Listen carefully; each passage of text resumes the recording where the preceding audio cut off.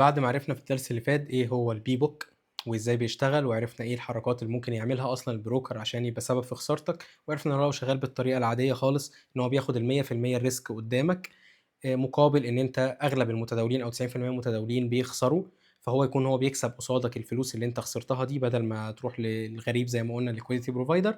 وعرفنا ان هو في حاله ان انت كسبت فهو هيبقى متحمل الريسك كله، هو لازم هو اللي يديك الارباح دي كلها طبعا، او هو مجبر ان هو يدفع لك الارباح دي. وهنا بيجي دور بقى التراخيص بتاعه شركات الوساطه ورؤوس المال بتاعتهم وهكذا، اللي بتضمن لك حقوقك او بتضمن لك ان انت فعلا لو كسبت البروكرز دي تدي لك الفلوس بتاعتك. ان شاء الله في الدرس ده هنبدا نكمل الانواع الثانيه، الاي بوك والسي بوك، ونبدا نفهم اكتر عنهم. فيلا بينا نبدا في الدرس بتاعنا على طول.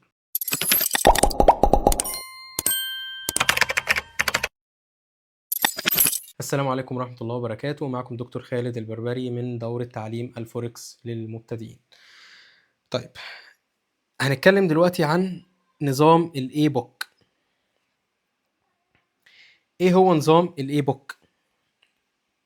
الاي بوك ده غالبا بنقول او بيطلق اللفظ ده او النظام ده على البروكرز اللي شغاله بنظام النون ديلينج ديسك، اللي قلنا ان هم الاس تي بي او الاي سي ان او الدي ام اي. تمام كده، ده اللي احنا قلناه في التقسيمه اللي قلناها في اول درس. طيب، البروكر الاي بوك ده بقى بيشتغل ازاي؟ هل البروكر الاي بوك ده ما بيتداولش قصادي؟ لا، هو بيتداول قصادك بس بطريقه مختلفه شويه. خلينا ناخد مثال عشان يوضح الموضوع ده.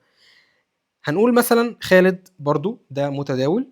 خالد دخل صفقه باي على الذهب عند سعر 5000 بواحد لوت.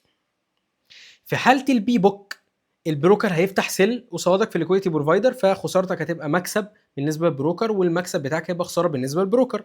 دي احنا فهمناها، الباي بتاعك هيفتح هو قصاده سيل.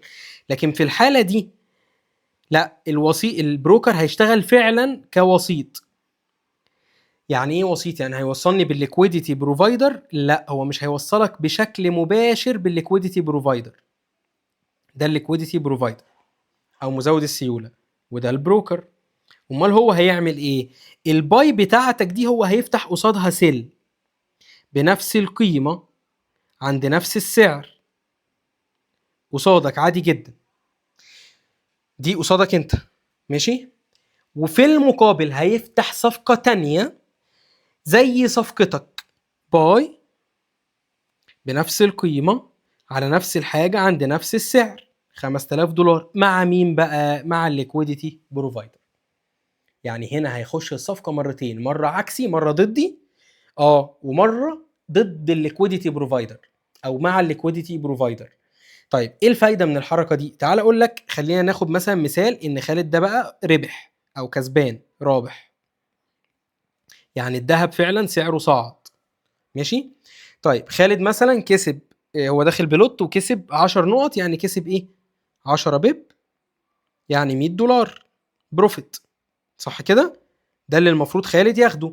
في الحاله دي العقد ده بقى، العقد السل ده عند البروكر خسران كام؟ خسران $100 لص، صح كده؟ لكن العقد ده اللي هو دخله في نفس اللحظة بس مع الليكويديتي بروفايدر بنفس الاتجاه، بقى كسبان كام؟ بقى كسبان $100. بس خد $100 دي منين؟ خدها من الليكويديتي بروفايدر. ففي الحالة دي البروكر بدل ما كان شايل الريسك ان انت ممكن تكسب ممكن تخسر، ممكن اكسب ما قصادك او ممكن اخسر قصادك، لا، هو قال لك يا عم انا مش عايز اخد الريسك خالص، انا هوصلك بالليكويديتي بروفايدر بس بطريقة غير مباشرة. عن طريق ايه؟ عن طريق ان انا بفتح قصادك انت الصفقه وافتح صفقه تاني مقابله ليها مع مين؟ مع الليكويديتي بروفايدر. ففي الحاله دي مين اللي خسر؟ الليكويديتي بروفايدر خسر $100 اللي هي بقت مكسب بالنسبه للبروكر اللي هي الصفقه دي، صح كده؟ $100 المكسب انت هتاخدها كمتداول، والبروكر السالب 100 بتاعته هو كده كده خدها موجب 100 خلاص، فمش فارقه. ما انت ال 100 بتاعتك دي انت خدتها قصاد السالب 100 اللي البروكر خسرها في صفقه السل قصادك، ما هو فاتح قصادك صفقه، مفيش مشكله. في الحاله دي البروكر كده لا كسب ولا خسر. امال يعني هو شغال لله وللوطن؟ يعني بيوزع فلوس ولا هو يعني بيعمل اعمال خيريه ولا اي حاجه من الحاجات دي؟ هنا في الحالة دي البروكر زي ما اتفقنا بيكسب الايه؟ السبريد او كوميشن. دي انواع العمولات اللي احنا اتكلمنا عليهم قبل كده.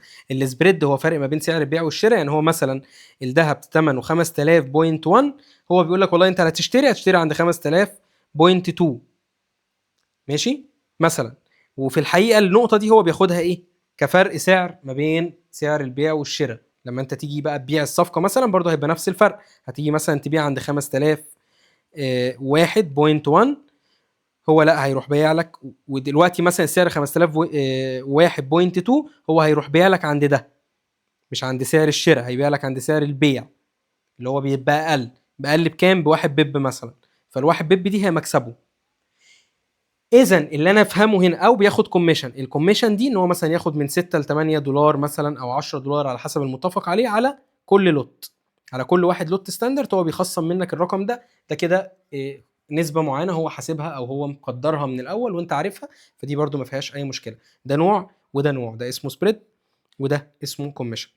اذا في حالة البروكر الاي بوك ما عندوش مشكله سواء انت تكسب او تخسر، هو من مصلحته ان انت يكون راس مالك كبير فتفتح صفقات كتير، لان كل صفقه هتفتحها هيتخصم منها سبريد، فده مكسب بالنسبه له، او هيتخصم عليها كوميشن، فده هيبقى برضه مكسب بالنسبه له. فبالعكس البروكر الاي بوك بيبقى من مصلحته ان انت تفضل تكسب، او ان انت تفضل متواجد داخل الماركت براس مال، عشان طول ما انت متواجد هيبقى فيه عمليات بيع وعمليات شراء، عمليات بيع وعمليات شراء، فطبعا هيبقى فيه نسب بتطلع وهو بيستفيد من هذه النسب. فهو بيقول لك ايه بقى؟ ايه؟ قليل مستمر يعني خير من ايه؟ من كثير متقطع. يعني ان هو احسن ما اغامر واخد ال1000 دولار بتاعتك مره واحده، لا انا اخد منك دولار دولار دولار دولار مستمر بقى، عشان انا ابقى محترم وافضل موجود في الماركت، ما يحصلش معايا بالصدفه انك تكسب فانا اخسر، لان لو اعداد كبيره هيحصل افلاس في البروكر ده، ويفضل مستمر اطول فتره ممكنه. ده كده نظام الاي بوك. طيب نيجي لسؤال مهم.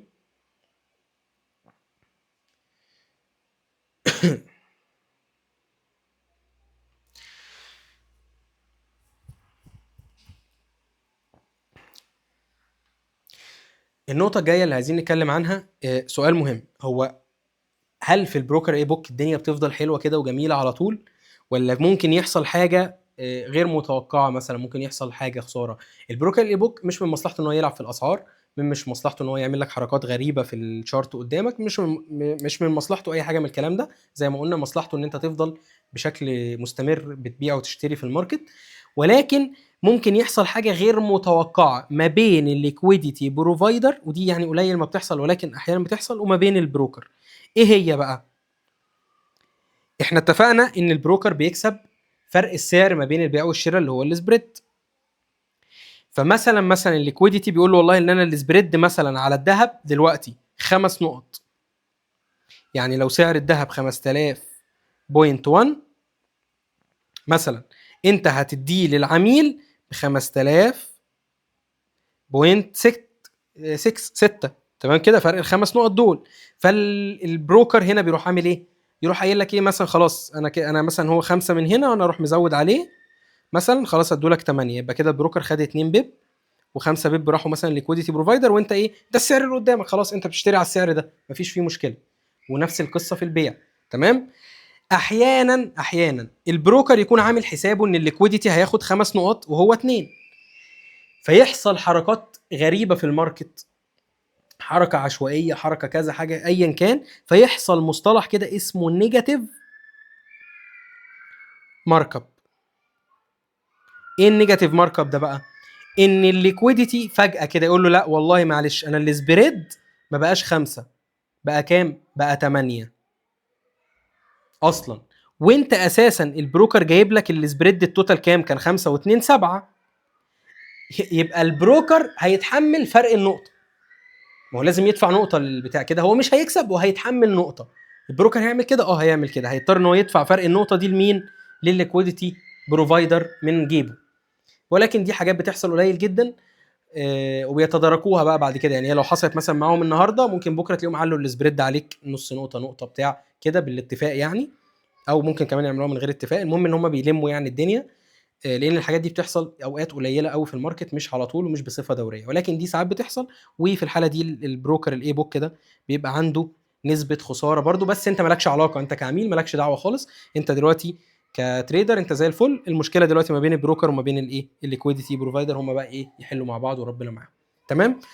ده كده كان نظام الاي بوك. السي بوك احنا قلناه، ولكن انت دلوقتي هتبقى فاهمه اكتر طبعا. ان ايه؟ ان البروكر بيحطك في عمليه اختبار لمده كام؟ لمده 3 شهور زي ما قلنا قبل كده.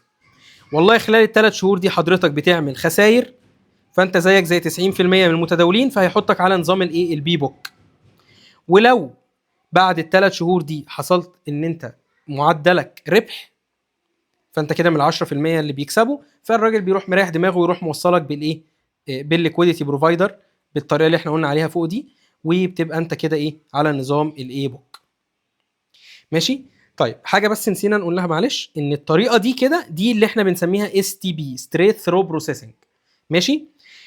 لو انت من كبار المتداولين والمستثمرين، ماشي، وراس مالك بقى الافات كبيره يعني، البروكر ممكن يعمل لك نظام مختلف شويه، ان هو يوصلك فعلا، يعمل لك نتورك مباشره ما بينك وما بين الليكويديتي بروفايدر. ايه ده ممكن يحصل؟ ممكن يحصل. ده لو انت يعني من كبار العملاء، فاهم؟ كبار العملاء دي مش ال1000 وال2000 وال5 وال10 والضحك اللي بيحصل من البروكرز علينا. لا، لما تبقى فعلا بارقام كبيره يعني، كل بروكر بقى بيحددها بناء على معايير معينه. ممكن في الحاله دي يعمل لك فعلا نتورك ما بينك وما بين الليكويديتي بروفايدر بشكل مباشر، وفي الحاله دي بنسميها الاي سي ان او الالكترونيك كوميونيكيشن نتورك، او الدايركت ماركت اكسس. وده برضو نظام مختلف، ولكن الاغلبيه بتبقى اي سي ان، بيوصلك فعلا بالليكويديتي بروفايدر بشكل مباشر. الوسيط بس بيبقى بره، لا بيخش ضدك ولا بتاع بقى، خلاص هو انت الصفقات فعلا هو بيعمل لها عمليه تمرير مع الليكويديتي بروفايدر بشكل ايه؟ بشكل مباشر. يعني الصفقه اللي انت بتدخلها هو ايه؟ بيوصلها دايركت مع الليكويديتي بروفايدر. فلو انت كسبت بتكسب من الليكويديتي بروفايدر، ولو انت خسرت بتخسر في الليكويديتي بروفايدر. طب كده البروكر بيكسب ايه؟ لان في الحاله دي مش هيعرف يحط سبريد، ما هو مش بينقل الداتا من هنا لعندك، ده في نتورك مباشره ما بينك وما بينه. في الحاله دي هو بياخد كوميشن بس على كل لوت محدد مسبقا، وانت بقى بتتعامل دايركت مع الماركت. وده قليل قوي مش هتلاقيه يعني، وحتى لو موجود هو موجود بالاسم فقط، لكن مش فعليا هم بيعملوا كده يعني. يعني انت حتى لو لقيت ان الاكونت في بروكر يقول لك ده احنا عندنا اكونتات اي سي ان وزيرو سبريد ومش عارفه ايه وبناخد كوميشن كذا، حلو قوي، لكن فعليا انت مش بتوصل بالماركت ولا حاجه. هو هيشتغل معاك بي بوك اصلا برضو، ولا اي بوك ولا بتاع، وبيضحك عليك، لانه ولا يعرفك ولا يعرف انت متداول شاطر ولا اي حاجه، ولسه ما حطكش في الاختبار اللي هو ايه بيحط. طيب اغلب بقى البروكرز الموجودين دلوقتي في الماركت هم بيشتغلوا بنظام السي بوك او الهايبريد موديل ده. ليه؟ عشان ما يحطش نفسه في الريسك دايما، وفي نفس الوقت برضو ما يبقاش مش في الريسك خالص، فبيكسب اقل اكيد من الماركت ميكر لما بيكسب. ده كانت الانواع بتاعه البروكرز، قلناها كده كلها بالتفصيل، اي بوك بي بوك سي بوك. لو في عندك اي سؤال ابعت اسالني، مفيش اي مشكله. ان شاء الله الدروس اللي جايه او الدرس اللي جاي هنبدا نعرف ايه هي التراخيص اللي المفروض احنا ناخد بالنا منها، او نعرفها ايه هي التراخيص وانواعها والكلام ده كله، ويعني ايه اصلا تراخيص. اعرف منين برضو معلومات اكتر عن البروكر، راس ماله، تاريخه، النظام بتاعه والكلام ده كله. فتابعنا ان شاء الله الدرس الجاي عشان نقفل النقطه بتاعه البروكرز، وخليك تعرف تجاوب على السؤال اللي احنا من الاول خالص سالينه، وهو ازاي اختار وسيط مالي مناسب ليا وكويس، وفي نفس الوقت يكون امين او امان ومحافظ على راس مالي.